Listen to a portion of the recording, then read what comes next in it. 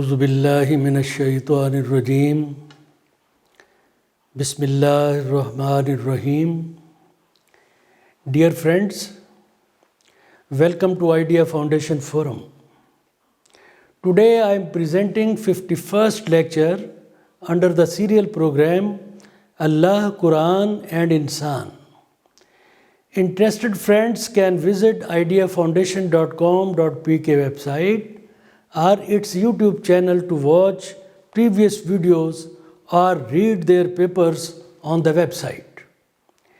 In the last session, we discussed the research topic Quran for Innovation and Growth.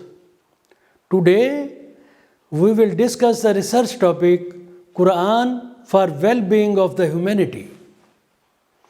Dear friends, the man's engagements in the worldly life primarily loom around two sets of relationships, the one with his creator and the other with his fellow creatures, mainly the mankind. The Quran too, focusing on these two types of relationships, determines the man's obligations to Allah and to his fellow humans. However, the apex of the man's achievements in the light of Quranic teachings lies in the performance of both the obligations. Ayat 177 of Surah Baqarah refers essentiality of simultaneous accomplishment of both types of obligations to pass through the threshold of righteousness desired from a Muslim. Let us see the translation of this ayat. Righteousness is not that you turn your faces towards the east or to the west, but true righteousness is in one who believes in Allah, the last day, the angels, the book, and the prophets. This is one thing. And gives wealth in spite of love for it to relatives, orphans, the needy, the travelers, those who ask for the help, and for freeing slaves. And third is, and who establishes prayer and gives zakat. Four is, those who fulfill their promise when they promise. And five, and those who are patient in poverty and hardship and during battle. Those are the ones who have been true, and it is those who are the righteous. Likewise, Ayat 3 of Surah Al-Asr very precisely but comprehensively provides a code of righteous life of the Muslims. Listen.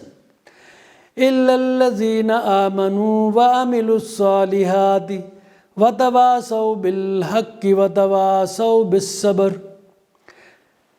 By combining the contents of the two verses, four constituents of the code of righteous life of a Muslim are identified. 1. Belief in 6 articles of faith and demonstration of faith by practicing 5 pillars of Islam. Number 2 is good deeds for the well-being of the humanity. 3 is supporting the truth or good against evil. وَتَوَاصَوْا بِالْحَقِّ. Showing patience, resolution and persistence in accomplishing the other 3 actions. وَتَوَاصَوْا بِالصَّبْرِ. For convenience of reference, we may merge these 4 constituents to derive a brief statement for the code of righteous life. That is, to accomplish the status of a righteous person or muttaqoon as called in the Quran, a Muslim needs to assure complete submission to the will of Allah. one, and well-being of the humanity. Dear friends, in our earlier research topics, we derived the purpose of man's creation based on Quranic references. It is to establish a just, peaceful, and growing society materially as well as intellectually, ensuring complete submission to the will of Allah and well being of humanity. Here too, the purpose of the man's creation desires submission to Allah's will and well being of the humanity. However, for achieving the status twin purpose, there is need to establish a just, peaceful, and growing society materially as well as intellectually. In the Quranic references, the phrase وَأَمِلُوا الصَّالِحَاتِ is mostly used for good deeds or welfare or well-being of humanity. This phrase has been used in the Quran with varying scope, keeping in view the need of the context. However, its usage was always for the deeds related to the righteousness, well-being of the humanity, peace, order, etc., serving the cause of Allah. Another word used for good deeds and acts of welfare or well-being is al-khairat. As ayat 148 of Surah Baqarah urges the Muslims, fastabikul khairat, which means so race to all that is good, which means compete where you find an opportunity to do some good. Like the good deeds, the scope of well-being of humanity is quite vast, but the purpose is one, that is to seek the gratification, pleasure of Allah by pursuing His will. Keeping in view the purpose of man's creation, the good deeds aim to assure well-being of the humanity may broadly classified as its three constituents, namely peace, prosperity, and freedom. In fact, these are three mutually supporting building blocks that firstly build the edifice of the well-being of the humanity and then sustain it too. Though each of the constituents of the human well-being is important in its own right and underwrites existence of each other, yet empirically, peace gets precedence over prosperity and freedom. Chaotic conditions or social disorder ruin the economic growth of the respective society and personal freedoms and security of its members.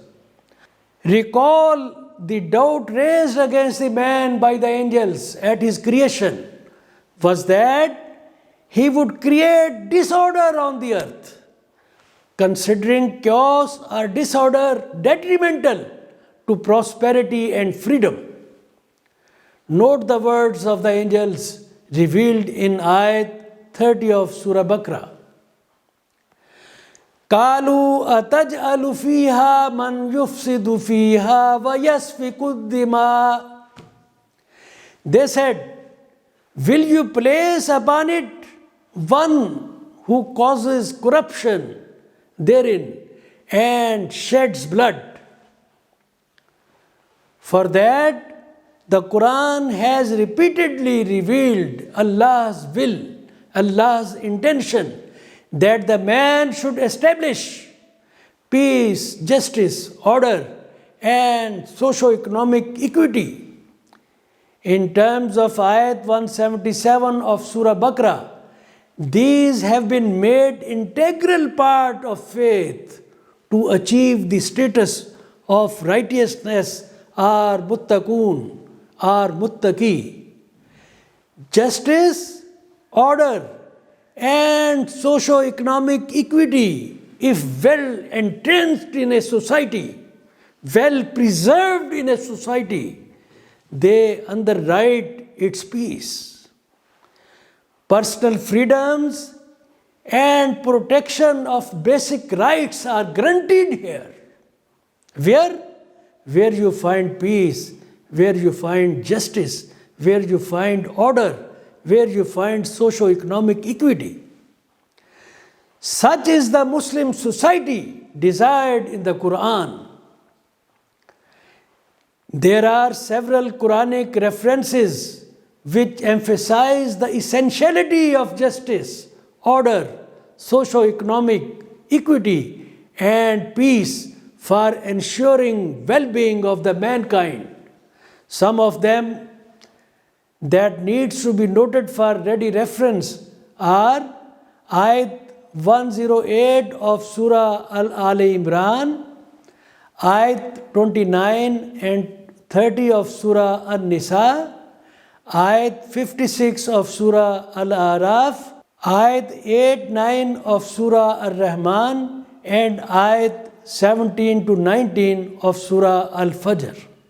Surah Al-Hadid in its Ayat 25 indicates that the system of collective well-being should be built on such principles which should eliminate every kind of injustice from society. It should safeguard every aspect of civilization and social life against extremism.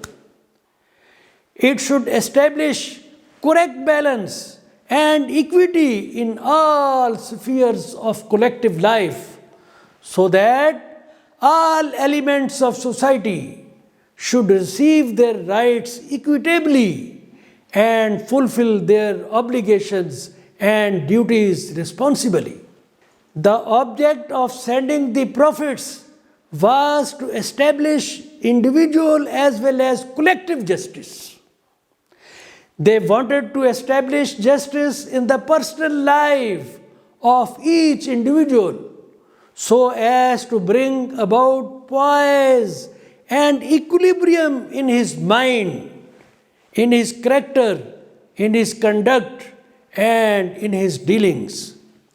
They also wanted to establish the whole system of human society on justice so that both the individual and the society should assist and cooperate with each other in their spiritual, moral, and material well-being instead of being a hindrance and obstacle.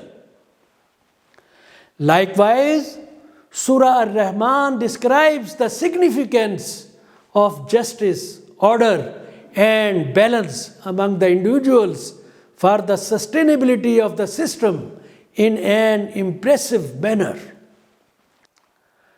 A clear message is given to the man that the universe is sustaining on balance and justice, and laws of nature are based on the principle of justice too. Therefore, the man and his social fabric all can be sustainable only on justice. Dear friends, prosperity is the second constituent or source of well-being of the humanity. Ayat 77 of Surah Al-Qasas has laid down golden principles for prosperity which simultaneously ensure long-term sustainability of social peace and personal freedoms in this life and salvation in the hereafter. Please note each part of this Quranic message. وَابْتَغِ فِي مَا آتَاكَ اللَّهُ الدَّارَ الْآخِرَةَ Part 1. وَلَا تَنْسَ نَصِيبَكَ مِنَ الدُّنْيَا Part 2. Part 3 is وَأَحْسِنْ كَمَا أَحْسَنَ اللَّهُ إِلَيْكَ 4 is وَلَا تَبْغِ الْفَسَادَ فِي الْأَرْضِ And 5 is Inna Allah la yuhibbul mufsidin. Now focus on the translation. But seek through that which Allah has given you. Again, number 1. What is number 1? But seek through that which Allah has given you the home of the hereafter. Number 2. And yet do not forget your share of the world. Number 3 is, and do good as Allah has done good to you. 4 is, and desire not corruption in the land. Indeed, Allah does not like corrupters. 4 principles have been told for the human social behavior focused on the well-being of the humanity have been described in this verse. Firstly, earning the worldly wealth is not prohibited, but it should be earned through just means, and its spending on oneself and on others should reflect decency and benevolence. Its objective should be to seek Allah's gratification for some good reward in the hereafter. Secondly, Allah says, and yet do not forget your share of the world, which means the man is advised to spend a livelier life and not a life of seclusion by negating the amusements of life which have not been prohibited by the Quran or Sunnah. A balance is desired between the worldly activities and ibadat, as mentioned in ayat 7 and 8 of Surah Ash-Sharh. Listen. فَإِذَا فَرَغْتَ فَانْصَبْ وَإِلَىٰ رَبِّكَ فَارْغَبْ. So when you have finished your duties, then stand up for worship, and to your Lord direct your longing.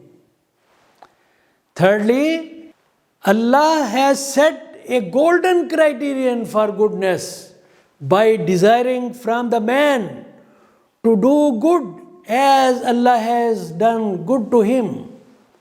Fourthly, the man has been made responsible for establishing peace in the world. Dear friends, despite acknowledgement of the superiority of the reward of the hereafter over the worldly gains, there is clear direction to the man to employ worldly resources for his progression and well-being of humanity, as revealed in ayat 17 of Surah Nuh. Wallahu ambatakum minal arzi nabata. Translation is, and Allah has caused you to grow from the earth, a progressive growth. It urges the Muslims to employ all possible resources, material as well as intellectual, for their growth and prosperity, but it should be in conformity with the will of Allah and serving the well-being of the humanity. Thus, an economic system in a Muslim society must ensure optimal utilization of available resources by pursuing innovative and most productive means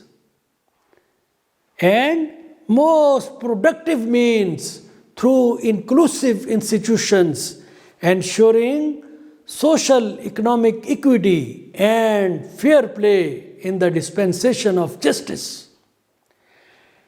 Individual interest is recognized for operational efficiency, but Quranic teachings have devised a set of assured measures to protect and promote socio-economic equity by diluting concentration of wealth, minimizing economic disparity among various segments of the society, ensuring social justice and promoting well-being of the people.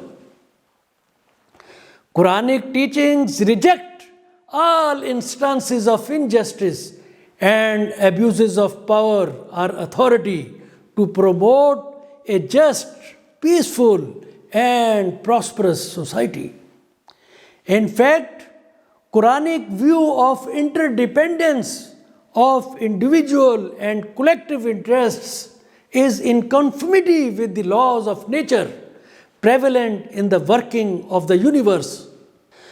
Thus, the collective interest of the society needs to be well protected without dampening the individual incentive or interest, an essential mover for operational efficiency. This process requires state's mindset along with the individual's inclination. Freedom is the third constituent or source of well-being of the humanity. Freedom may be discussed in several contexts. Its spiritual and psychic context has a huge scope, but here we will limit our discussion to its context of well-being of the humanity. Human rights, personal liberties, justice, and socio-economic equity have been the preferred jurisdiction of the Quran and the Islamic tradition. The principles of equality of men and women without distinction of color, caste, and heritage in all walks of life.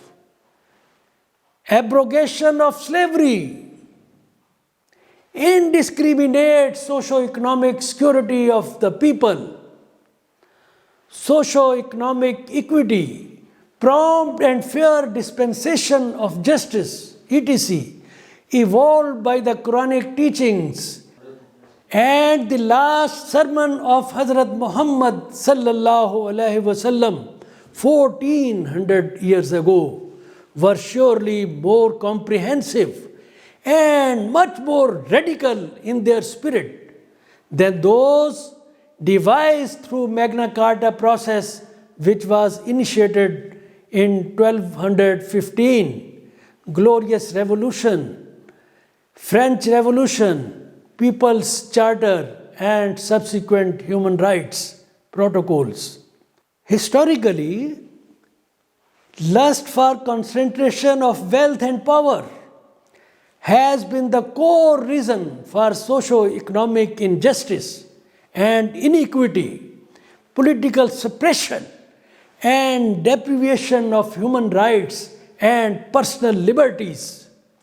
The root cause of all these evils has been, in fact, misconceptions of the worldly life. Human society can find its life full of peace, prosperity, and freedom, and free of socio-political and economic evils, if we could truly believe in the core of our hearts that every possession of the worldly life is owned by Allah. The man is only a trustee of the earthly wealth. His proprietary rights as vicegerent of Allah are subject to His direction, Allah's direction, and limited by time. Whatsoever wealth one heaps up deems to stay in this earthly world, even his own body is to reduce into dust and stay back here, and only his soul or spiritual being is to move ahead with the value of his deeds. The man, as a trustee of wealth, is to be asked how fairly he got it and how justly he spent it, means wealth. and why he did not spend this wealth for the well being of the poor and the needy, knowing that ownership and heritage of the heavens and the earth belongs to Allah. Dear friends, with this we conclude our discussion today. These programs are recorded both in Urdu and English. Their videos can be watched on ideafoundation.com.pk website or its YouTube channel and Facebook. Their written versions are also available on the Idea Foundation's website. Please note code number of this program Idea 1A R12. All friends are requested to subscribe the Foundation's YouTube web channel for the benefit of the noble cause. Thank you friends for participation. Allah Hafiz.